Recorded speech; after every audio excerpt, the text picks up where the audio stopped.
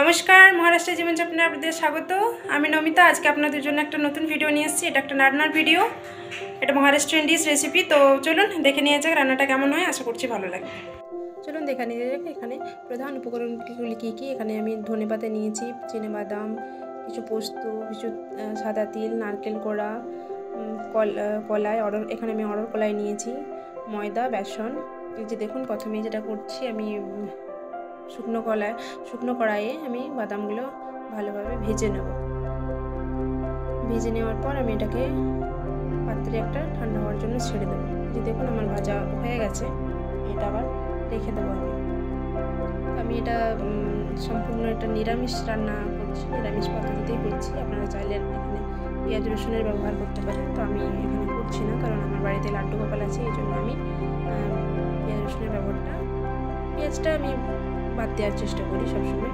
এই যে দেখুন, এখানে আমি 250 গ্রাম ময়দা নিয়েছি এবং 50 গ্রাম বেসন নিয়েছি। আপনারা চাইলে কম বেশি নিতেই পারেন। তারপরে এখানে পরিমাণ মতো হালকা লবণ দিয়ে এবং এটিকে হালকা ময়ান দিয়ে গরম তেল যেটা আমি কড়াতে চাপালাম, সেই তেল দিয়ে ভালোভাবে মেখে কিছুক্ষণের জন্য রেস্টে আমি রেখে দেবো।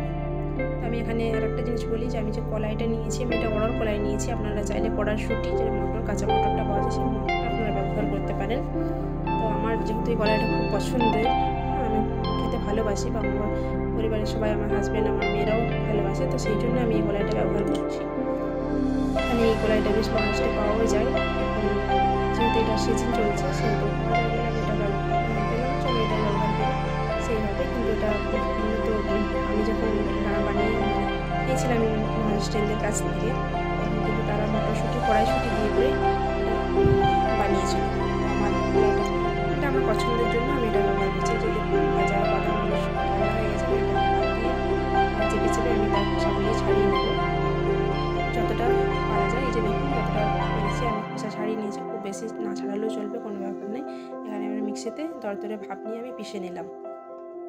এটাকে রেখে সাইডে গরমে যে বাকি তেলটা ছিল, সেই তেলে 1 চামচ গোটা জিরে দিয়ে দিলাম এবং ওর উপরে কেটে রাখা যে কাঁচা কুচনো লঙ্কা, সেগুলো দিয়ে দিলাম। তারপর এর উপর ধনে পাতাগুলো কেটে রাখা, আর আমি এখানে 250 গ্রাম ধনে পাতা নিয়েছি। তো এবার এগুলো নিয়ে এগুলো ভালোভাবে বেশ সুন্দরভাবে ভেজে নেবো, যাতে কিছুক্ষণ নাড়াচাড়া করবো, যাতে এর মধ্যে কোনো জল না থাকে। এটা নাড়াচাড়া করার পর এরপরেই আমরা যে উপকরণটা ব্যবহার করবো, সেই উপকরণটা হচ্ছে কলাইটা। যে আমি অড়হর কলাইটা শুটি ছাড়িয়ে, খোসা ছাড়িয়ে রেখেছি, সেই কলাইটা আমরা ব্যবহার করে নেব।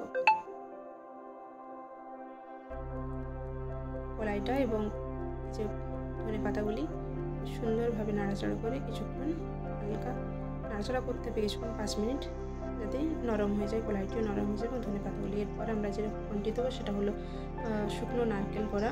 আমি এখানে শুকনো নারকেল কোড়াটা ব্যবহার করছি, কারণ মহারাষ্ট্রে এখানে খুব শুকনো নারকেলটাই মানে অ্যাভেলেবেল থাকে দোকানে। কাঁচা নারকেল এখানে ব্যবহার খুব একটা হয় না। তো আমার কাছে আপনারা চাইলেন কাঁচা নারকেলটা ব্যবহার করতে পারেন, তো কিছু খারাপ হবে না, ঠিক ওটাও ঠিক থাকবে। তারপর আমরা যেটা দেবো, 1 থেকে 1.5 চামচ সাদা তিল ব্যবহার করলাম। তিলটা অপশনাল, আপনাদের পছন্দ হলে দেবেন, না যদি কেউ না খেতে পাওয়া যায়, তিলটা তো আমাদের গ্রাম বাংলা এগুলো সচরাচর সবাই খেতে পায় না, তো যদি না পান তো এটা স্কিপ করে যাবেন, কোনো অসুবিধা নেই। এগুলো সম্পূর্ণ অপশনাল, আপনার পছন্দ মতো এখানে ব্যবহার করবেন, কিন্তু ব্যবহার করলে আলাদা একটা ফ্লেভার বা একটা গন্ধ আসে, সুন্দর লাগে এটার মধ্যে, সেই জন্য ব্যবহার করা হয়েছে। তারপরে যে পিষে রাখা বাদাম দিয়ে দিলাম। তারপরে সেম প্রসেসে আমরা কিছুক্ষণ নাড়াচাড়া করে নেব।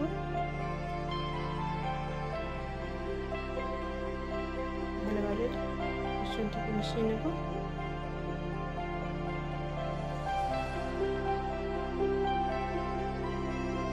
যে চারুটি, এই জিনিসটা বলিনি আমি, কারণ এই চারুটি এটা মহারাষ্ট্রে পাওয়া যায়। তারপরে যে পোস্ত দিয়ে দিলাম, 1.5 চামচ পোস্ত দিয়ে দিলাম। চারুটি যেটা বলছিলাম আমি, এই যে এখানে হলুদ ব্যবহার করলাম, তারপরে জিরে গুঁড়ো, ধনে গুঁড়ো, শুকনো লঙ্কার গুঁড়ো 1 থেকে 1.5 চামচ, 1 চামচ করে দিয়ে দিলাম। আমি এখানে খুব একটা ঝাল করিনি। আর আপনারা চাইলে এটা যেহেতু বড়াটা একটু চটপটে হয়, আপনারা চাইলে ব্যবহার করতেই পারেন, কিন্তু আমি যেহেতু আমার বাচ্চারা খাবে সেহেতু আমি যতটা পেরেছি কম ঝাল দেওয়ার চেষ্টা করছি। আর মহারাষ্ট্রে বেশ ঝালটা একটু বেশি রান্নায় ব্যবহার করা হয়, আমি এখানে জিনিসটা একটু নিয়ন্ত্রণে রাখার চেষ্টা করেছি। হ্যাঁ, যেটা বলছিলাম চারুরি যে কলাইয়ের মতো দেখলেন, তো এটা মহারাষ্ট্রে একটা রান্নায় খুব ব্যবহৃত হয়, এই মহারাষ্ট্রেই পাওয়া যায়। এটা আমি প্রথমবার আমি দেখলাম যে রান্নায় এভাবে এই জিনিসটা ব্যবহার করা হয়। বাংলায় কি বলে চারুরিকে আমি ঠিক জানি না, আপনাদের যদি জানা থাকে অবশ্যই জানাবেন। যে দেখুন আমার মিশ্রণটি হয়ে গেছে এবং আমি একটা আলাদা পাত্রে এটাকে ঢেলে রেখে দিলাম, ঠান্ডার জন্য কিছুক্ষণ ছেড়ে দিলাম। এবার কড়াইয়ে তেল দিয়ে দেবো আমি বড়াগুলি ভাজার জন্য।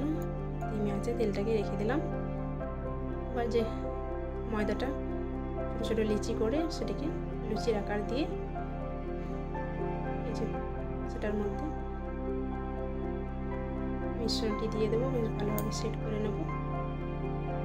করে নেওয়ার পর এটা পেটিস আকারে আমরা গড়ে নেব।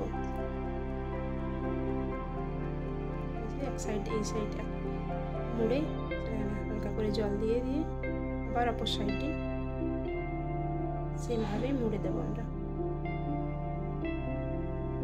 এটা আঁকাটা ঠিক পেটিসের মতো দেখতে হবে।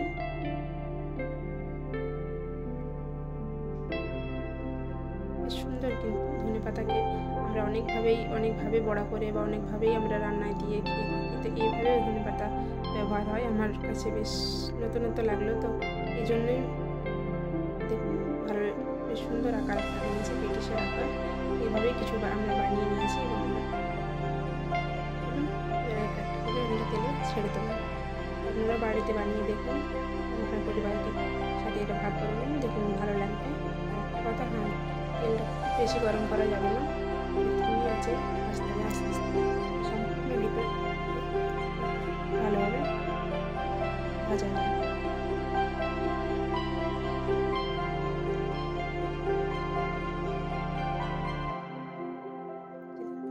বাদামি রং হয়ে এসছে, একটা সাইড পাল্টে নেব। খুব বেশি ভাজার দরকার নেই, মোটামুটি কিছুক্ষণ যাতে একটু বাদামি রং যেই হয়ে আসবে তখন তুলে নিতে হবে। যে দেখুন এইভাবেই আমরা বানিয়ে নেব বাকি সবগুলোই।